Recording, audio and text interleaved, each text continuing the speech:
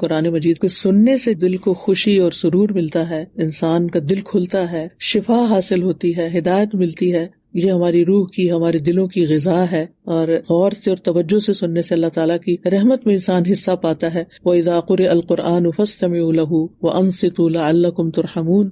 جب قرآن پڑھا جائے تو اسے سنو اور خاموش رہو تاکہ تم پر رحم کیا جائے. تو انشاءاللہ تعالیٰ جب آپ اس کو سنیں گے اور توجہ سے سنیں گے تو یہ آپ کے دلوں میں اترے گا. اللہ تعالیٰ کی طرف سے خوشخبری بھی ملے گی. فبشر عباد الذین یستمعون القول فیتبعون احسنہ اولئک الذین ہداہم اللہ واولئک هم اولو الالباب. تو میرے ان بندوں کو بشارت دے دو، خوشخبری دے دو. کن کو؟ وہ جو بات کو غور سے سنتے. الذین یستمعون القول، پھر اس کے بہترین پہلو کی پیروی کرتے ہیں. یہی وہ لوگ ہیں جنہیں اللہ نے ہدایت دی. گویا ہدایت یہی لوگ پا سکتے ہیں اور یہی عقل والے ہیں.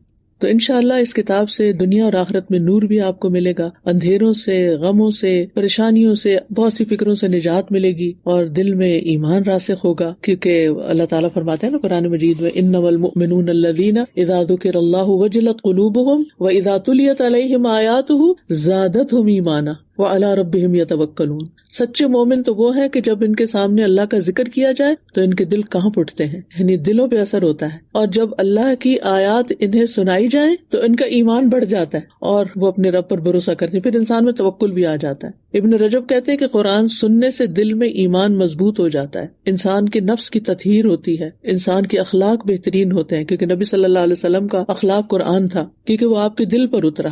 تو ہمارے بھی دل پہ جب اترے گا سننے کے ساتھ تو پھر انشاءاللہ یہ بھی نصیب ہوگا کہ ہمیں اللہ سبحانہ وتعالیٰ ریاکاری سے اخلاص کی طرف لے جائے گا، اور برے اخلاق سے اچھے اخلاق کی طرف، اور تاریکیوں سے ہدایت کے نور کی طرف اور سچائی کی طرف، اور شکوک و شبہات اور شہوات سے بھی انشاءاللہ نجات ملے گی. تو قرآن کو مضبوطی سے تھام لیں.